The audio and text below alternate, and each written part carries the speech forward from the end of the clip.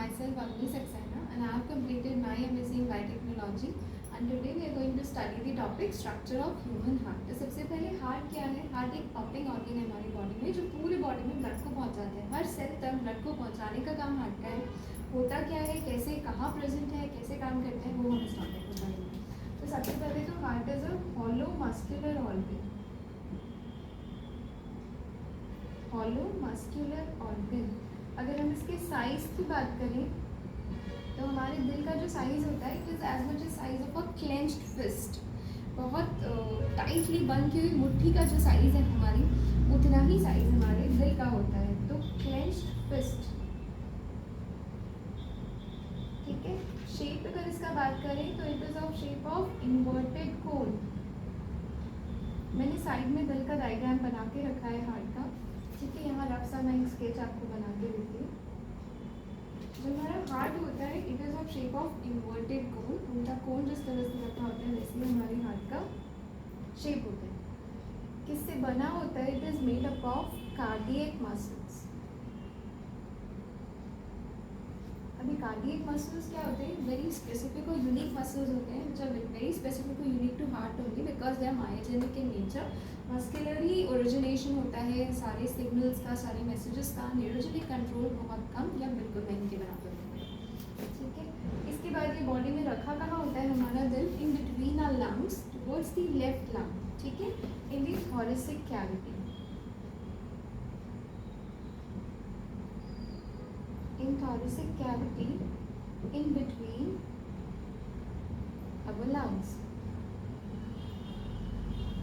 and it is protected by the sternum, the breastbone.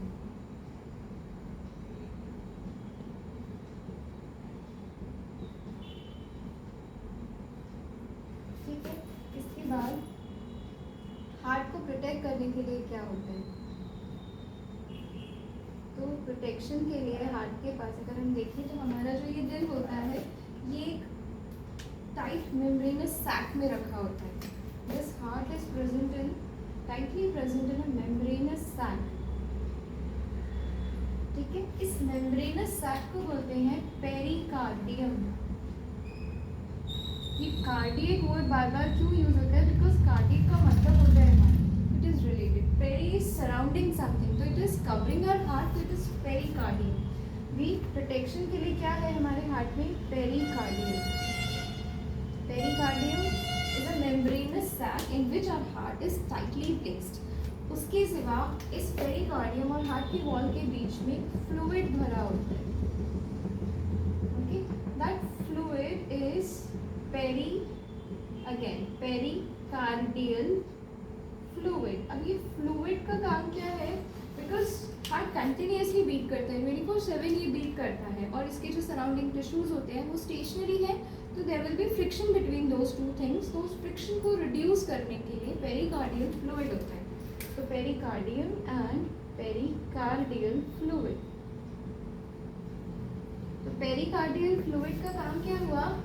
It reduces friction between the beating heart and stationary जो रुके हुए होते हैं surrounding tissues. Okay. जो pericardial fluid है वो उस फ्रिक्शन को, उस घर्षण को जो कंटिन्यूसली हमारे दिल और स्टेशनरी टिश्यूज के बीच में होता रहता है उसको कम करता है. तो प्रोटेक्शन के लिए heart is tightly placed in a membranous sac called as pericardium which is filled with pericardial fluid. Okay.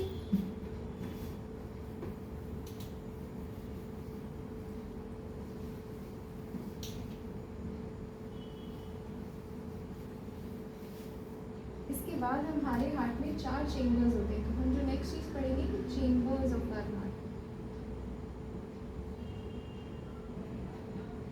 Human heart. कितने चेम्बर्स हैं हमारे हार्ट में?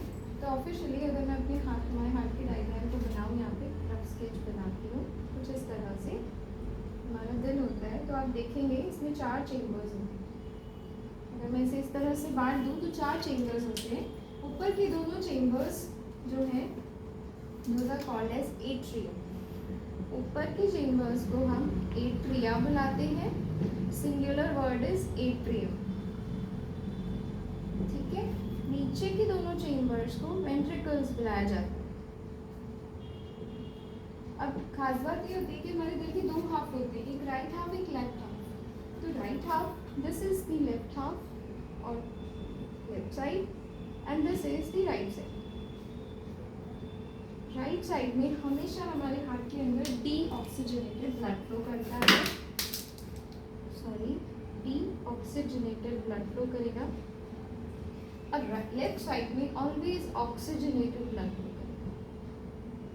ठीक है. तो अब ऊपर के जो दोनों चेम्बर्स हैं जिन्हें हम कंबाइनली एट्रिया बुलाते हैं, लेफ्ट साइड वाले को हम लेफ्ट एट्रियम बुलाएंगे, राइट साइड वाले को हम राइट एट्रियम बुलाएंगे. ऐसे ही नीचे के जो दोनों चेम्बर्स ने कंबाइनली वेंट्रिकल्स बुलाया जाता है. लेफ्ट साइड वाला इज लेफ्ट वेंट्रिकल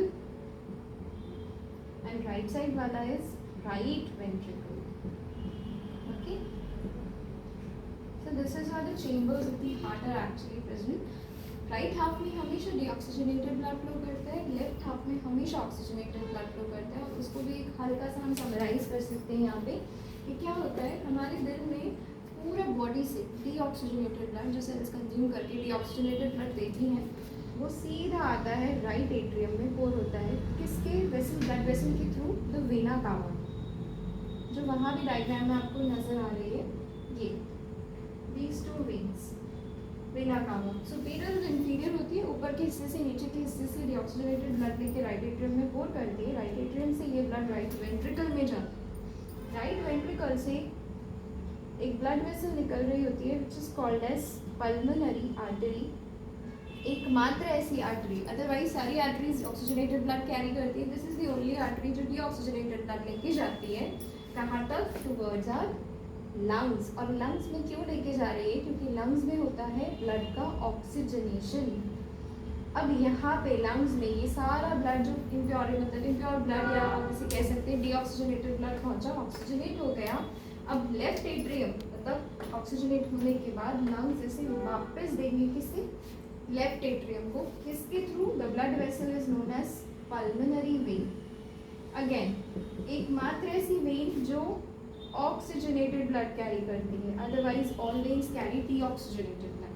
ठीक है. पल्मोनरी वेन उसे लेफ्ट एट्रियम को देती है, लेफ्ट एट्रियम राइट एट्रियम को देता है, sorry left atrium left ventricle को देता है, और लेफ्ट वेंट्रिकल से फिर आउर्टा के थ्रू पूरे बॉडी पार्ट्स में जाता है.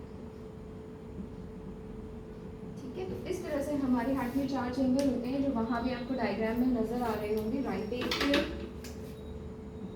Right ventricle, left atrium and left ventricle. और ये मेन ब्लड वेसल्स होते हैं जो हार्ट में डीऑक्सीजनेटेड और ऑक्सीजनेटेड ब्लड को सप्लाई करती है. अब सबसे इम्पोर्टेंट चीज़ क्या होता है? एट्रिया की जो वॉल्स होती हैं, atria is thin wall, thin wall. ठीक है. और जो वेंट्रिकल्स होते हैं थिक वॉल होते हैं, मोटे होते हैं थोड़े. ठीक है. उसमें भी एक खास बात होती है. तो लेफ्ट वेंट्रिकल, लेफ्ट वेंट्रिकल जो है इट इज 3 टाइम्स थिकर. ध्यान दीजिएगा, 3 times thicker than the right ventricle. Why so? Because इसको बहुत लार्जर डिस्टेंसेस पे ब्लड को भेजना है, अगेंस्ट ग्रेविटी, टुवर्ड्स ग्रेविटी, और हायर रेजिस्टेंस भी फेस करना होता है. इसलिए एकमात्र लेफ्ट वेंट्रिकल की जो वॉल होती है वो 3 गुना ज़्यादा मोटी होती है राइट वेंट्रिकल से. ठीक है. टू हैव दैट करेज कि वो सारे रेजिस्टेंस को फेस कर सके. ठीक है. बाकी वॉल्यूम की बात करें तो सेम होता है, कुछ अलग नहीं होता. ठीक है. चेम्बर्स के बाद अब कौन सी, ठीक है, यहाँ तक समझ आया. और इसे मिटा के आगे बढ़ते हैं. हार्ट के चारों चेम्बर्स हो गए. कौन कौन सी वेन्स और आर्टरीज आ रही है, कैसे हो रहा है, जनरल हमने आइडिया ले लिया. ठीक है. अब आता है हमारे हार्ट को भी तो ब्लड चाहिए पूरा टाइम काम करने के लिए. तो 2 तरह की आर्टरीज और वेन्स होती हैं जो हार्ट से डीऑक्सीजनेटेड ब्लड लेके भी जाती है और उसके लिए ऑक्सीजनेटेड ब्लड लेके भी आती है. कोरोनरी आर्टरीज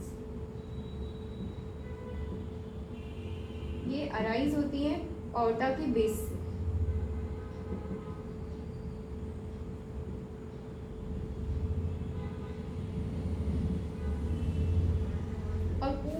हार्ट को कवर करके रखती है ऊपर से सुपरफिशियली, तो कवर्स द एंटायर हार्ट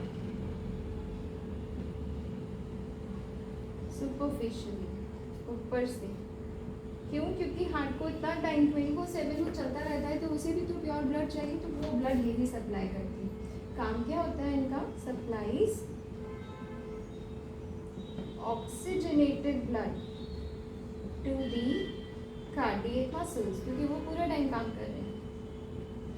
तो हमारे दिल को भी जो सप्लाई चाहिए ऑक्सीजनेटेड ब्लड का, वो कौन सप्लाई करता है? Coronary arteries. इसी के साथ, क्योंकि जब ऑक्सीजनेटेड वो यूज़ करेगा तो वो ब्लड डीऑक्सीजनेटेड भी होगा, तो वहाँ पे कोरोनरी वेन्स भी होती हैं, जिनका काम कुछ नहीं होता, सिर्फ और सिर्फ यहाँ से डीऑक्सीजनेटेड ब्लड को लेके राइट एट्रियम में पोर करना होता है। तो they pour the deoxygenated blood into right atrium.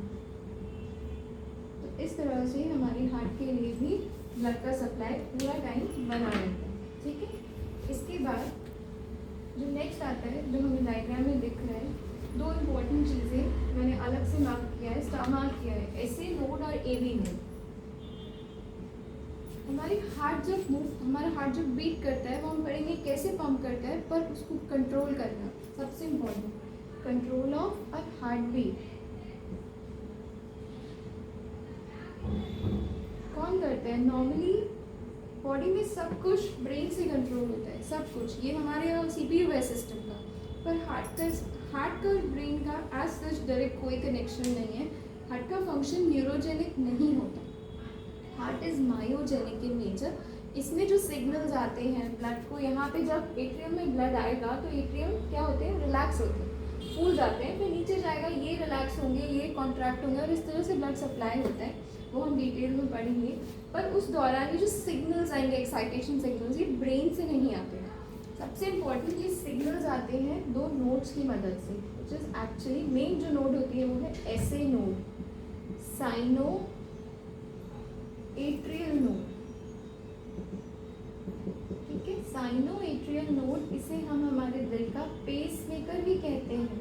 आप लोगों ने सुना होगा कि कई बार किसी का हार्ट कंडीशन होता है, दिखाया होता है, डॉक्टर कहते हैं पेस मेकर लगा दिया, क्योंकि उनका ये पेस मेकर काम नहीं कर रहा, तो छोटा सा बैटरी ऑपरेटेड डिवाइस होता है जो लगाया जाता है, ताकि जो एक्साइटेशन सिग्नल्स हैं, हार्ट को कॉन्ट्रैक्ट करना है, रिलैक्स करना है, कौन से एट्रियम में क्या हो रहा है, किस तरह से पूरा प्रोसेस होगा, हार्ट बीट नेचुरल चले, नॉर्मल चले, उसके लिए ये है।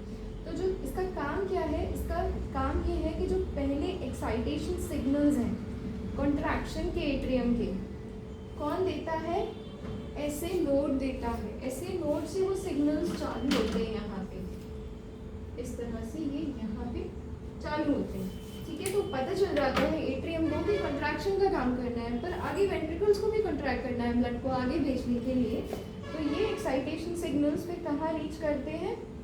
नीचे छोटी सी और ऑरेंज कलर की आपको एक एवी नोड नज़र आ रही होगी, ये एक्साइटेशन सिग्नल्स एवी नोड पे रीच करते हैं। अब एवी नोड क्या है? कनेक्टेड है, यहाँ पे देखिए, एवी नोड इन सिग्नल्स को आगे भेजती है यहाँ तक। ये जो ग्रीन कलर के फाइबर्स हमें चारों तरफ नजर आ रहे हैं, इन फाइबर्स तक भेजती है, और फिर ये फाइबर्स आप देखिए पूरे वेंट्रिकल्स को कवर किए हुए। इन फाइबर्स को बोलते हैं पुरकिंजे फाइबर्स और बंडल ऑफ हिस।